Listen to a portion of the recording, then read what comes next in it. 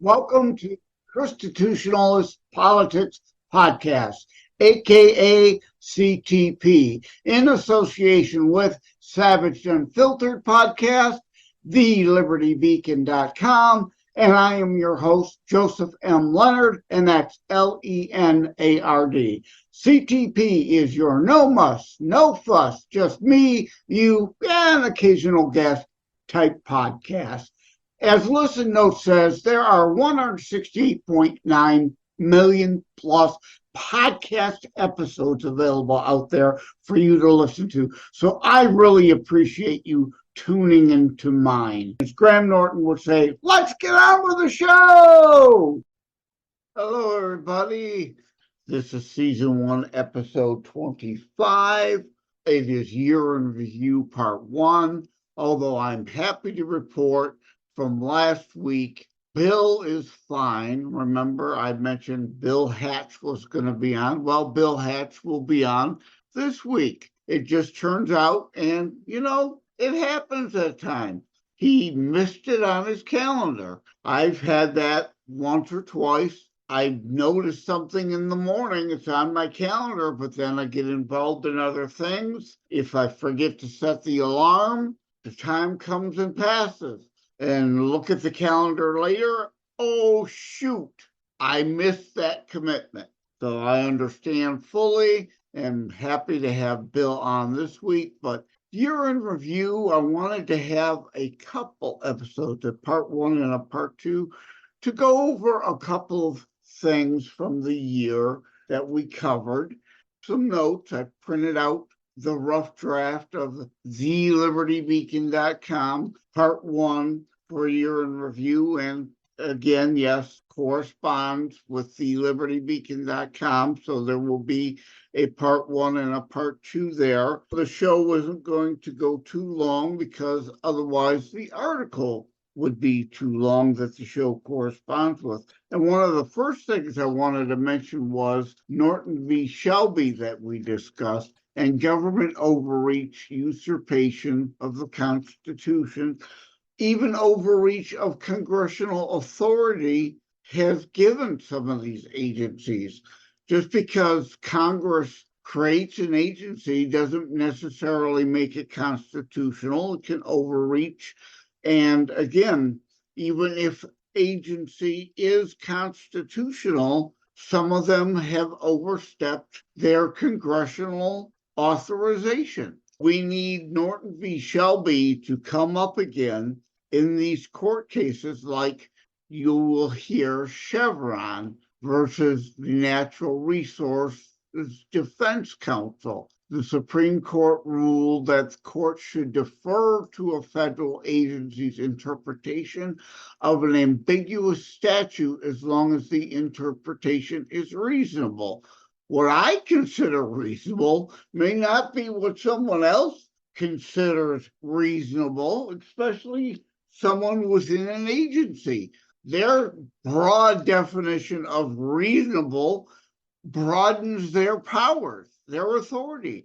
Like we talked in the Norton v. Shelby episode of this show about the EPA expanding through treaties of the sea, way overreaching to now say they can regulate your property because there's a pond on it or there's a stream running through it. If your property goes along a river that spans several states, that's where the interstate issue comes into play of an EPA or an FBI or federal agencies where there are cross-state issues.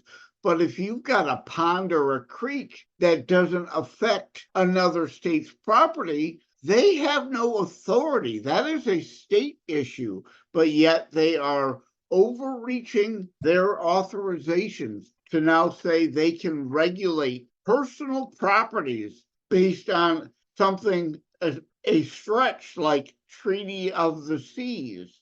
Another article and show I wanted to touch upon in this Year in Review, please go back into the ChristiTutionalist Politics podcast archives, check it out. so-called odds and ends, because that's a big item for the year in review, because talking about big pharma, obviously with the Wuhan hysteria and the Wuhan jabs and the massive profits, but it's not just that. We're creating a nation of Munchausen syndrome people and paranoia. I'm not for regulation. I've gone into that many, many times. But sometimes health and safety does need to be regulated. And I think Reagan, whom I loved as a president, made a mistake in deregulating pharmaceuticals to allow them to advertise directly to the public. If you recall, if you're a viewer of The Big Bang Theory, the later years, Penny became a pharmaceutical rep. Well, that's how it was meant to be done. The pharmaceuticals put money into research, develop new drugs. They bring those drugs to market. They then make doctors and hospitals and health providers aware that these new pharmaceuticals are available. But instead now, a lot of them are direct marketing to consumers.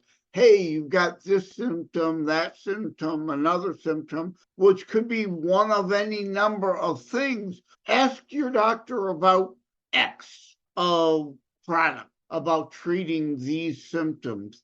So they're creating a paranoia and a fear and hey, there's a pill for everything, to try to sell directly for their own benefit and profit. And of course, those ads aren't free.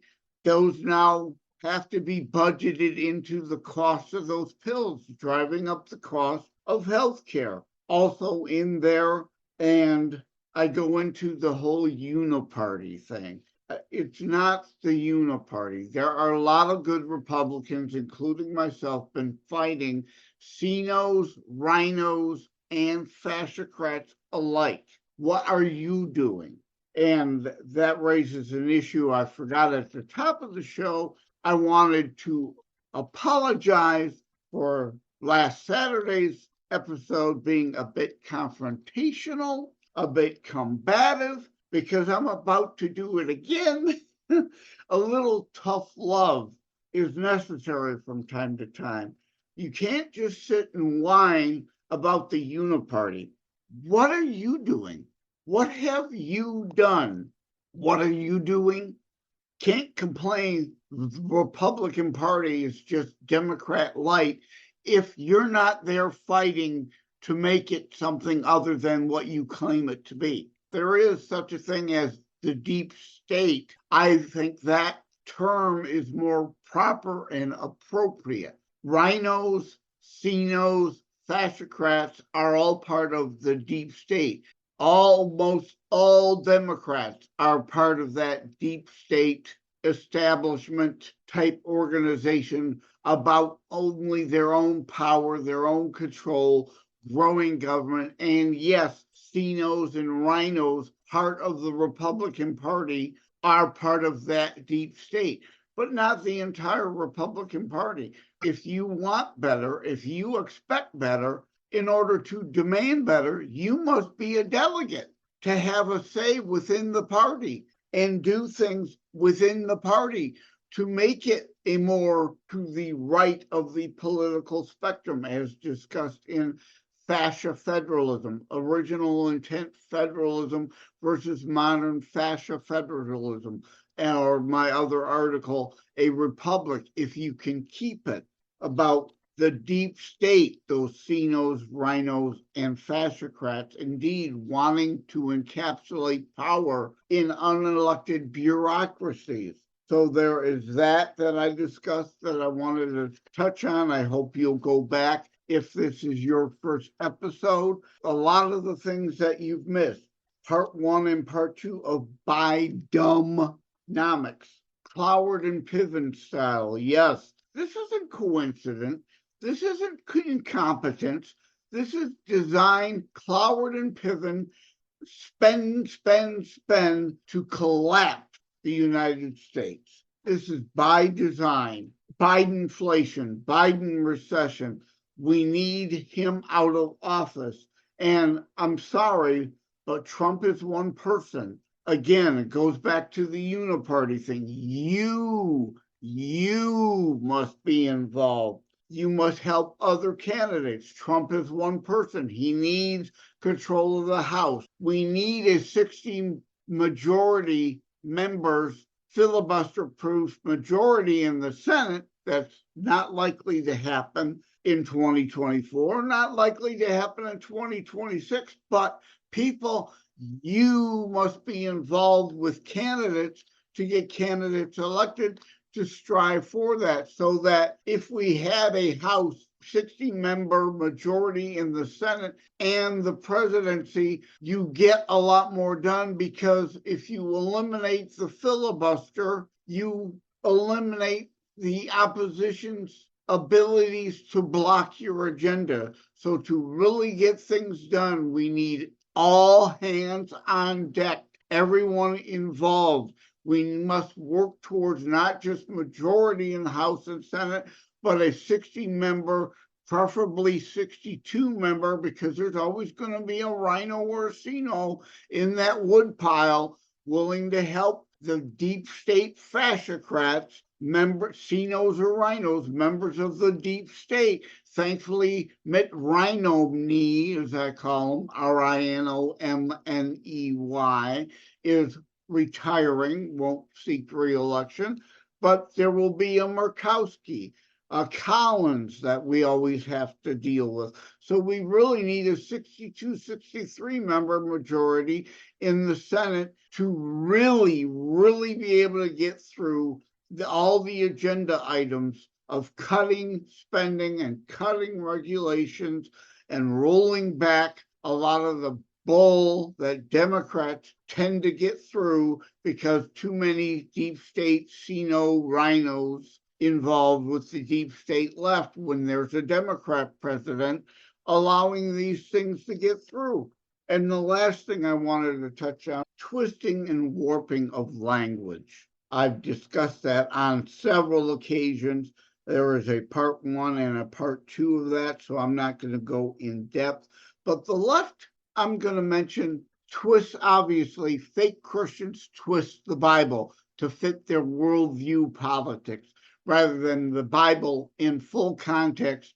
Hence the show, ChristiTutionalist Politics, the companion book, ChristiTutionalist Politics, the book, and part 2 coming next summer to help shape the elections.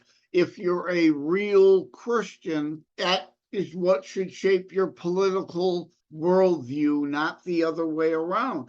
But the left even twists children's stories. Robin Hood stole from the rich to give to the poor. Well, yeah, kind of, sort of, but that's not the whole story.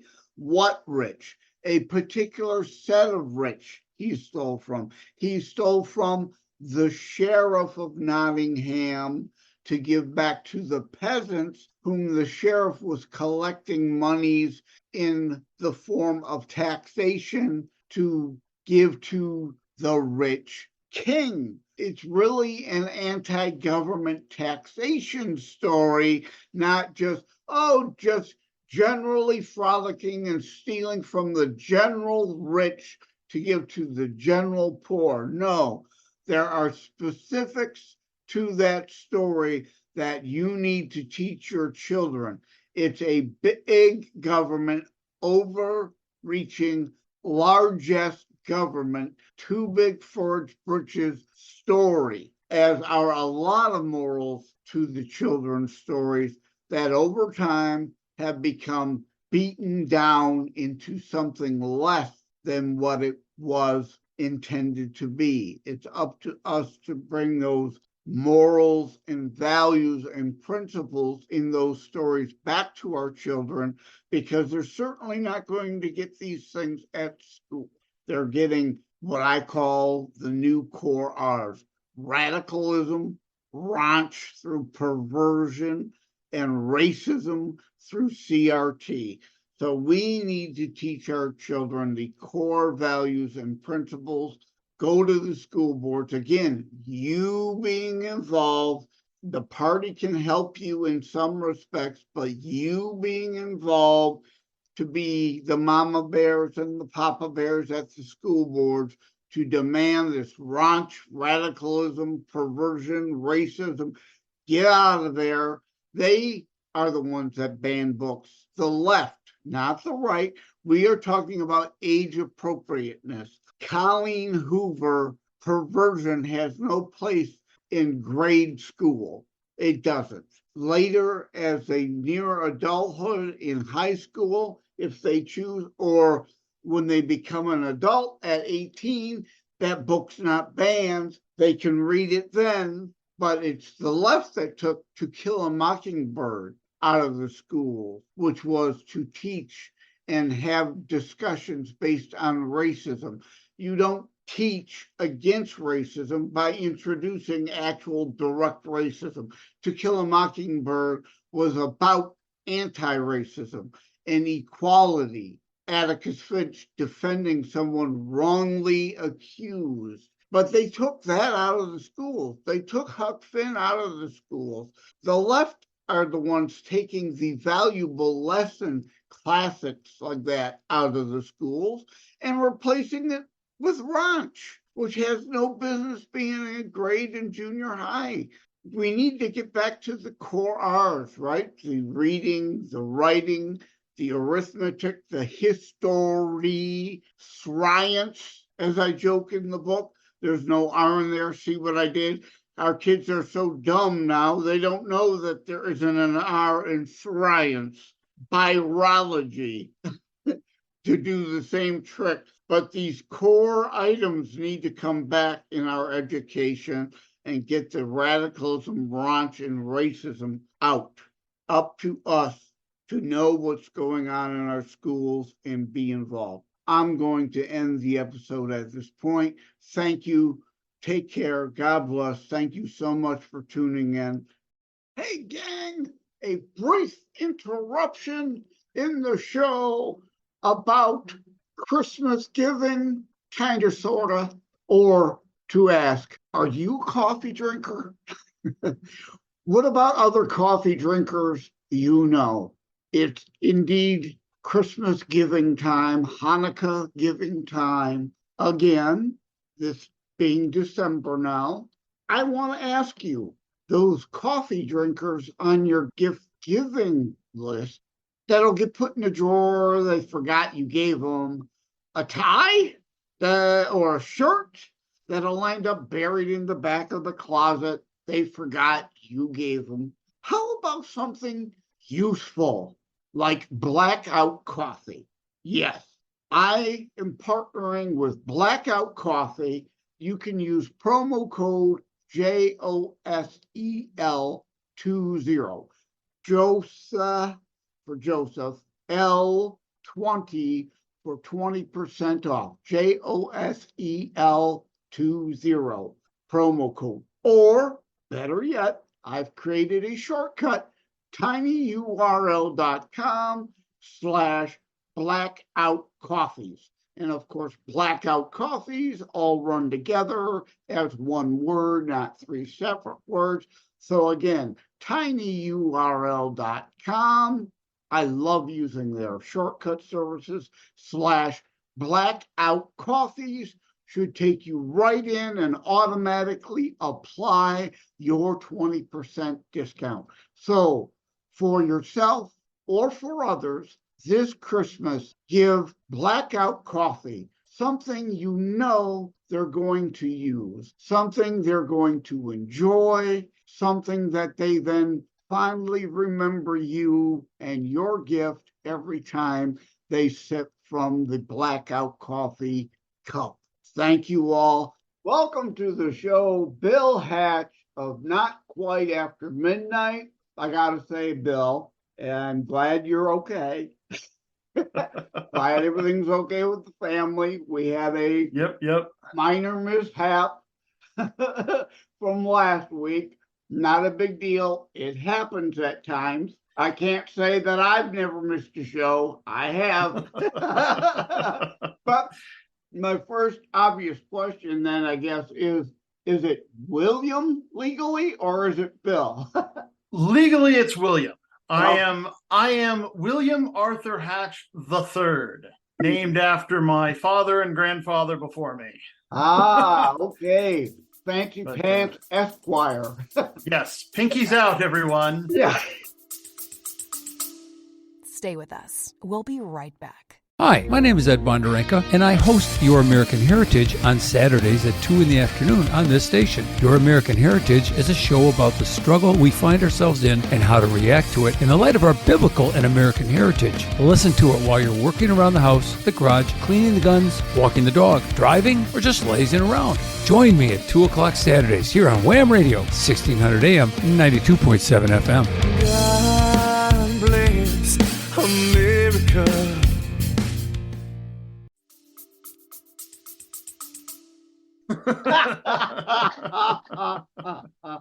Well, frankly, I'm just gonna shoot a couple of topics. Like when I was on your show last, I was on with Alex from Trinidad, and we kind of got off into the weeds on the bastardization and twisting of language and or people's lack of understanding of historical context of some words. Like when we're talking the Constitution, you've got to understand, or the Bible, we even went into some twisted distortions because you've got to understand the original Aramaic, Hebrew, Greek, Latin origins and context of the time, not what we have twisted them to become today. And one example that kind of came to me the other day, I hadn't thought of, I would have brought up during the show, because I saw the movie Napoleon the other day, made me think Marie Antoinette.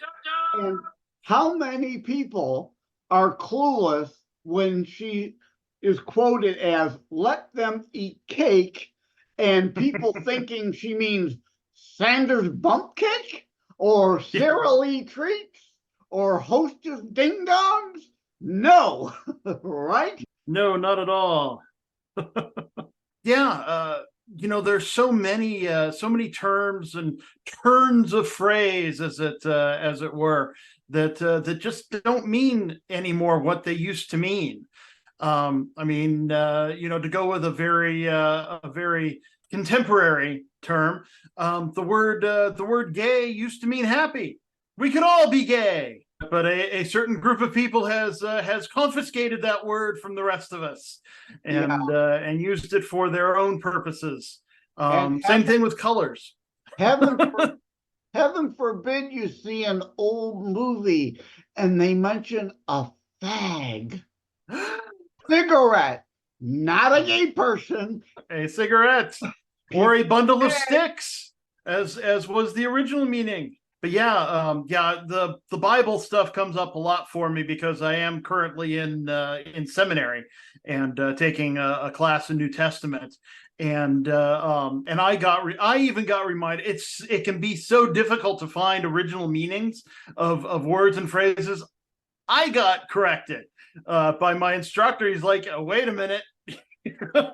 That's not the original context here, and so I got marked down a little bit on that. Yeah, well, I'm glad you mentioned that because I did want to ask you about that. So you gave us that background on what you're currently doing and the schooling you're attending. Thou shalt not murder. There is thou shalt not kill. Everybody goes around saying that's not what it was. That's not what it's intended to be, because the Bible speaks, Genesis, Leviticus, Numbers, about the biblical allowance of the death penalty. Thou who sheddest man's blood, by man's blood his shall be shed. The death penalty is proper. Killing in the right context is okay. Exodus, self-defense, thief in the night, then killed by the homeowner, shall not be guilty of bloodshed. Thou shalt not murder versus thou shalt not kill, correct?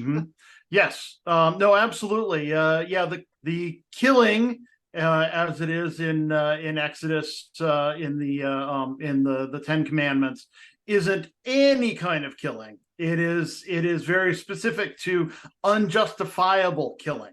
The murder of innocents. What all else? But like killing in war, perfectly allowable. Committing terrorist acts is not biblical. That is purposefully intending and inflicting pain, suffering, and death upon innocents, because you took the words right out of my mouth. Murder of innocents. My book, Terror Strikes, coming soon to a city near you, as a Christian book, even though obviously it's not your normal, natural, fluffy, kind of traditional Christian book. That's indeed one of the subpoints. Thou shalt not murder innocents. Big difference in all that. Now, of course, in the Old Testament times, killing of those who have committed murder was handled by someone referred to as the avenger of blood, which was normally the next of kin, or the assigned person from the next of kin. If the next of kin was incapable of avenging their loved one, then of course they could appoint someone. And in modern times, we've simply appointed the government to be in charge of that. We try to take the emotion of the desire for potentially for revenge out of that realm and move it to judges and juries and a separate executioner. Yeah, I don't like the idea of indeed putting that on the hands, because then you get a blood feud. The Hatfields and McCoys. Does anybody have a clue how any of all that started? But that's yes, I do. I am actually descended from Hatfield blood. Oh, really? Oh, is that yes, I am. Accidental happenstance? Yes. It was a combination of things. The whole original thing had to do with the theft of a pig, and also a Romeo and Juliet style love triangle between the two clans. But it was mostly about thievery was how it got started, and then from there it went on to the blood feud part of it, because people kept killing each other, and you killed my cousin, so I'm going to kill you. Perpetual revenge cycle. Yes. Then as opposed to, again, us wanting modern laws based on Judeo-Christian biblical ethos of anything justifiable or not, and the separation in law of negligent homicide versus purposeful, willful, malice of forethought, premeditated murder. There are variations of murder and therefore sentencing and things of that nature. I don't know how much sports fan you are. I'm not an NBA fan. So this is really a political issue I want to go down with you. Sheldon Adelson is potentially looking at acquiring the Dallas Mavericks NBA team from Mark Cuban, who I'm not a fan of at all. He says some occasional good things, but he's yet another leftist loon. But it's like my gray areas episode a couple weeks back. Russell Brand, Bill Maher, Roseanne Barr may be a Trump fan, but she's still a Hollywood liberal. They're still leftist liberals. Get better role models. That doesn't make them conservative. It doesn't make them a ChristiTutionalist, right? They're saying some things out of convenience, helping themselves. Russell Brand still clearly identifies himself as a Bernie bro. He's just trying to say some things to get clicks, but he's still a Bernie bro. But Sheldon Adelson could get that team. The question then becomes, and my first question to him was, do you really want to get in that crap, that shithole of a league? But it could be an Elon move, is what I'm hoping. He wants to buy into the NBA and will challenge that league's wokeness and CCP ass kissing. Had you heard that? Do you have any thoughts? No, I really hadn't heard that, but I don't really follow the NBA too much. But the occasional blooper reel. But any time somebody can come in and hopefully start to eliminate this whole woke thing is definitely a good thing. I certainly believe in in treating people equally. That's certainly not a problem. But yeah, this whole woke language, woke action thing. I mean, it's ruining the MCU. Yeah, I was going to ask you about the whole Santos thing. I talked about that last week. I'm just going to gloss that over and really go to something very different, something somebody doesn't really think a lot about. We all hate, like the contract early termination fees, right? Biden now, oh, man of the people, wants to eliminate cable cord cutting fees, right? You have whatever satellite company or whatever cable company, and you want to early terminate. Well, that's kind of a populist argument, but that is a clear, narrow focus pandering. What you need to do, if you want to do it legally and properly, in my opinion, is address the whole contract law situation. Because the point of why that's in there is when you sign up, if you want a lower fee, they cut your fee in return for a longer term commitment. So it's not like this fee came out of nowhere and has no merit or value or bearing. You agree to a contract, more or less, whether you physically sign one or not, the terms of service, you agree to it, pay the damn penalty. Or, in a situation like somebody dies, a spouse should not be held to that contract. Therefore, like I said, address it as a matter of contract. Really, as far as cable television goes, really what needs to be relooked at is this whole monopoly thing. The fact that in each area a particular cable company is king. Well, of course you're going to have terrible deals. You're going to be treated like dirt and taken advantage of as much as possible. What we need to do is have competition, because that's really kind of American, to have competition between people. And quite frankly, every time we've created competition out of former monopolies, it's always ended up being more profitable for all the actors anyway, not just the consumers, but also for those who formerly held monopolistic holds on their industries. Yep. Well, a lot of that, in my opinion, the free markets has indeed evolved and cleared up. My personal example, Wyandotte, Michigan, has its own cable company as part of the power and water company. So yeah, they exclude. You can't get Comcast in here. You can't get whatever in here. You can, however, have all kinds of streaming service alternatives over the internet. You also have, I have Dish Network. And I'll put my Dish Network referral code in the show notes. So please, if you're looking to cut the cord, maybe want to go to a Dish. I've had good service from them, great customer service, great, yes, sometimes every once in a while, a bad rainstorm or a bad snowstorm, it'll go out, but you know what? Your cable line can come down in a storm also and cut your service. So it's still, in my opinion, apples to apples. So I've been very happy with Dish Network. So there are indeed alternatives. If your cable company is excluding others, you could always do a streaming service or Dish or DirecTV.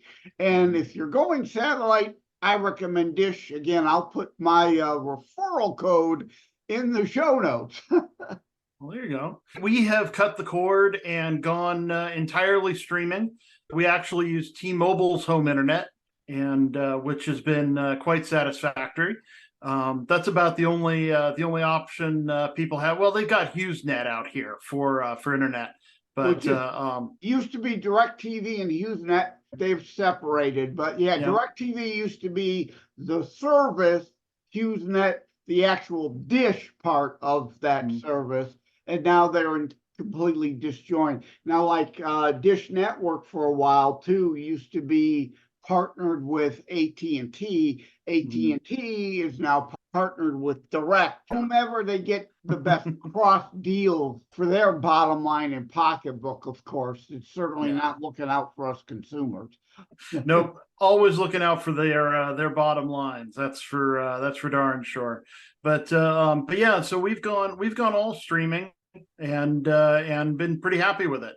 Of course, I spend so much of my time working on the podcast and things anyway. I'm rarely getting to watch things anyhow. So yeah, well, I'm glad you said what you said there, because my show, unlike yours has been around a long time. You've built up a lot of audience.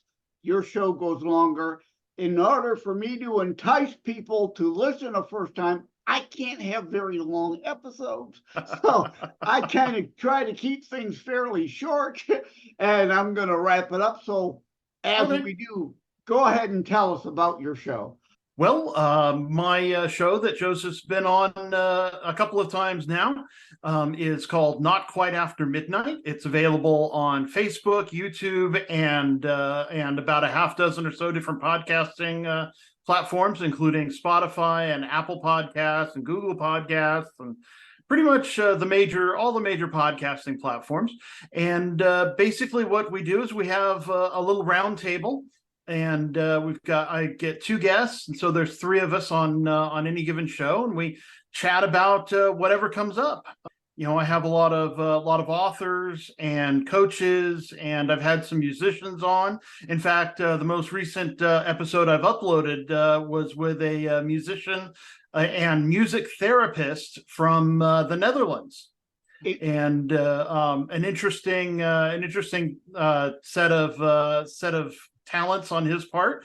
His name's Harry Kappen, and and it was a great show. He even sent me music to put into to edit into the episode, which I did. And so it's going to be a little different from most of my episodes these days. But yeah, and so we just have a chat about whatever comes around.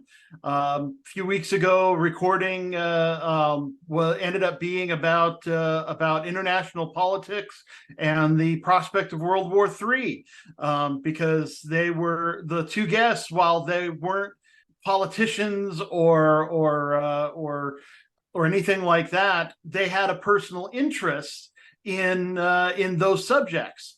And one is an expat who lives in Portugal, and the other is an ex-military intelligence officer. And so they had a lot of expertise in the field. We had a lot of fun with that, and that should be getting posted up before too much longer. But normally I'm recorded several weeks out. Part of we're recording will be I think December 9th. So okay, cool. I'm not going too far ahead here, so what you just said will still be relatively recent, which is it's bad when you're quoting things and it shows up 6 weeks later and people are having to dig to find. But at any rate, like I always say during my show open, I talk about Graham Norton. Let's get on with the show, how he says it, how I do my open. But so I like your show for the way you do it. It's kind of Graham Norton couch style. A little bit. You have more than one person interacting together. And I think more of the late night shows that are bleeding viewers should learn from Graham Norton in that dynamic. It like James Corden stole that from Graham Norton and tried to do that, but he didn't do it very successfully. But if more of them tried it, maybe late night wouldn't be dying. Yeah, no kidding. But yeah, I also do a pair of weekly podcasts with my father. My father is a retired military chaplain. I say military because he served out in 3 out of the 5 branches. He served Navy, Marines, and Army. It is unusual. And then he also worked as a hospital chaplain for the VA. And now we do a couple of shows together each week. One is a more traditional Bible study, a deep dive into the meaning of the biblical verses and where we go into the words to call back to the start of the show, the meaning of words. On Saturdays, we do a topical study where we try to bring topics of the Bible into modern life, so people can get not just an understanding, but also find themselves in it. I mentioned Napoleon. I'm going to throw out another movie. I just saw it literally an hour ago before our recording. The Shift, which is a Christian religious film. Okay, yes. Very, very different kind of Job telling, but modern style, sci-fi kind of style. So I like Christian movies that are way out of the box, like my book, Terror Strikes, coming soon to a city near you. Obviously not a traditional Christian book, but a Christian book nonetheless. The only way you're going to reach outside of preaching to the choir is to do more non-traditional things. And to close it out, since you mentioned your dad, for those looking on at J. Leonard Detroit YouTube and Rumble channels, you could see my background. Conveniently, you set that up. It says, "Merry Christmas to soldiers everywhere who can't be with their families," and a bunch of amen to that. Soldiers in the picture with Santa hats on and things of that nature for those of you who are listening via audio only. So thanks for coming on, Bill. I appreciate you coming over. My pleasure. Like and subscribe to ChristiTutionalist Politics podcast and Savage Unfiltered. Maybe even go back a few years and dig up some old The Patriot angles. Share episodes. We need your help to grow the show. Thank you for having tuned into ChristiTutionalist Politics Show. If you haven't already, please check out my primary internationally available book, Terror Strikes, coming soon to a city near you. Available anywhere books are sold, or autographed copies are available online direct from me via terrorstrikes.info/shop. And you can obviously learn more about the very non-traditional or fluffy style Christian book, but a Christian book nonetheless. Also, please tune in to Savage Unfiltered Podcast, of which I am a co-host, and be sure to check out more about today's discussion at thelibertybeacon.com, where my articles drop every Saturday.